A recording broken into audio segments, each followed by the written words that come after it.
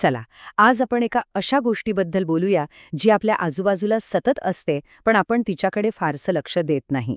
हो, मी प्रकाशाबद्दल बोलतोय. आणि तो प्रकाश मोजण्यासाठीचं एक साधंसं उपकरण, लक्स मीटर. त्याबद्दल आज आपण जाणून घेणार आहोत. कधी विचार केलाय का की आपल्या घरातली किंवा ऑफिसमधली लाइटिंग आपल्यासाठी खरंच योग्य आहे का? म्हणजे ती आपल्याला मदत करतेय की नकळतपणे आपल्या डोळ्यांना त्रास देतेय? हा प्रश्न महत्वाचा आहे आणि याच प्रश्नाचं उत्तर आज आपल्याला शोधायचं आहे. आणि त्या प्रश्नाचं उत्तर आपल्याला मिळतं लक्स मीटरमधून. हे एक असं भन्नाट उपकरण आहे जे आपल्याला प्रकाश फक्त अनुभवायला नाही तर अक्षरशः पाहायला आणि मोजायला मदत करतं. तर लक्स मीटर प्रकाश मोजतं ते लक्स म्हणजेच LX या युनिटमध्ये. आता हे लक्स म्हणजे काय? अगदी सोप्या भाषेत सांगायचं तर एखाद्या जागेवर किंवा पृष्ठभागावर किती प्रकाश पडतोय याचं हे मोजमाप आहे. बघा, जसं आपण वजन किलोमध्ये मोजतो ना, तसाच प्रकाश लक्समध्ये मोजला जातो. सिंपल. आणि सगळ्यात भारी गोष्ट काय आहे माहितीये? यासाठी आता कुठलं वेगळं यंत्र विकत घ्यायची गरज नाहीये. आजकालचे आधुनिक लक्स मीटर्स आपल्या स्मार्टफोनमध्येच ॲपच्या रूपात येतात. हो, अगदी खरंय. ते फोनच्या सेन्सरचाच वापर करून आपल्याला लगेचच्या लगेच रीडिंग देतात. आणि वापरायला ते इतके सोपे आहेत की कुणीही वापरू शकतं. ठीक आहे, प्रकाश मोजता येतो हे कळलं. पण तो मोजायचा तरी का? काय फरक पडतो? तर फरक पडतो. आणि तो थेट आपल्या आरोग्यावर आणि आपल्या कामावर म्हणजे आपल्या प्रॉडक्टिव्हिटीवर पडतो. याचं गणित अगदी सरळ आहे. जर आजूबाजूला योग्य प्रकाश असेल तर आपलं आरोग्य चांगलं राहतं आणि कोणत्याही कामावर लक्ष केंद्रित करणं खूप सोपं होऊन जातं.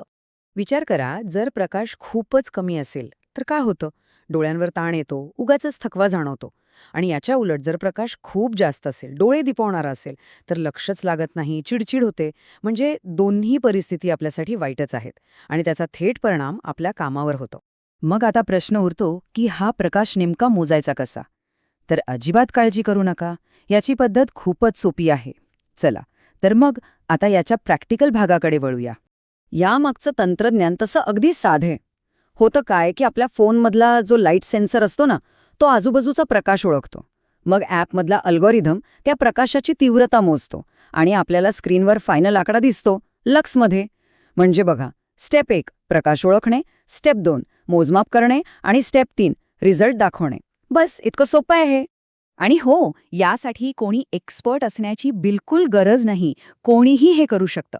फक्त ॲप उघडा, जिथला प्रकाश मोजायचा आहे तिथे आपला फोन ठेवा, स्क्रीनवर जो आकडा दिसेल तो वाचा आणि मग आपल्या गरजेनुसार आणि सोयीनुसार लाईट्स कमी जास्त करा.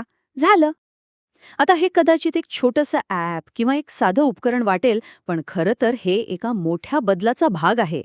आपली घरं, आपल्या ऑफिसची जागा, थोडक्यात काय तर आपल्या वैयक्तिक जागा अधिक कार्यक्षम आणि स्मार्ट बनवण्याच्या दिशेने हे एक महत्त्वाचं पाऊल आहे. याचा वापर कुठे कुठे होतो? अहो, अनेक ठिकाणी. विचार करा. शाळेत वर्गामध्ये मुलांच्या डोळ्यांवर ताण येऊ नये म्हणून, किंवा घरात आपल्या मुलांच्या स्टडी टेबलवर पुरेसा प्रकाश आहे की नाही हे तपासण्यासाठी, ऑफिसमधल्या आपल्या डेस्कवर, एवढंच काय तर फोटोग्राफी आणि व्हिडिओ शूटसाठी परफेक्ट लाइटिंग सेट करण्यासाठी सुद्धा हे खूप उपयोगी पडतं. आणि स्मार्ट होम्समध्ये तर याच्याच मदतीने लाईट्स आपोआप कमी जास्त होतात.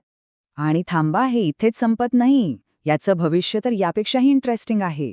विचार करा, 2025 पर्यंत हे ॲप्स फक्त आकडे नाही दाखवणार, तर आर्टिफिशियल इंटेलिजन्स म्हणजे AIच्या मदतीने आपल्याला सल्लाही देतील. म्हणजे, अरे आत्ता वाचताय ना, मग इतका प्रकाश हवा, किंवा स्क्रीनवर काम करताय, मग प्रकाश जरा जास्त होतोय, कमी करा. अशा स्मार्ट सूचना आपल्याला थेट मिळतील. तर मग याचा फायदा कोणाकोणाला होऊ शकतो? खरं तर ही लिस्ट खूप मोठी आहे. विद्यार्थी असोत किंवा शिक्षक, ऑफिसमध्ये काम करणारे professionals, photographers, videographers, interior designers, इतकंच नाही तर जे कोणी स्मार्ट होम वापरतात त्या सगळ्यांसाठीच हे खूप खूप उपयुक्त साधन आहे. तर आज आपण हे पाहिलं की एका साध्याशा ॲपच्या मदतीने प्रकाशासारख्या गोष्टीलाही किती सहजपणे मोजता येतं आणि आपल्या सोयीनुसार बदलता येतं. पण जाता जाता एक प्रश्न मनात येतो. आज आपण प्रकाश मोजायला शिकलो. विचार करा, आपल्या आजूबाजूला अशा आणखी कितीतरी गोष्टी असतील ज्यांना आपण तंत्रज्ञानाच्या मदतीने अधिक चांगल्या प्रकारे समजू शकू आणि आपलं आयुष्य आणखी सोपं करू शकू.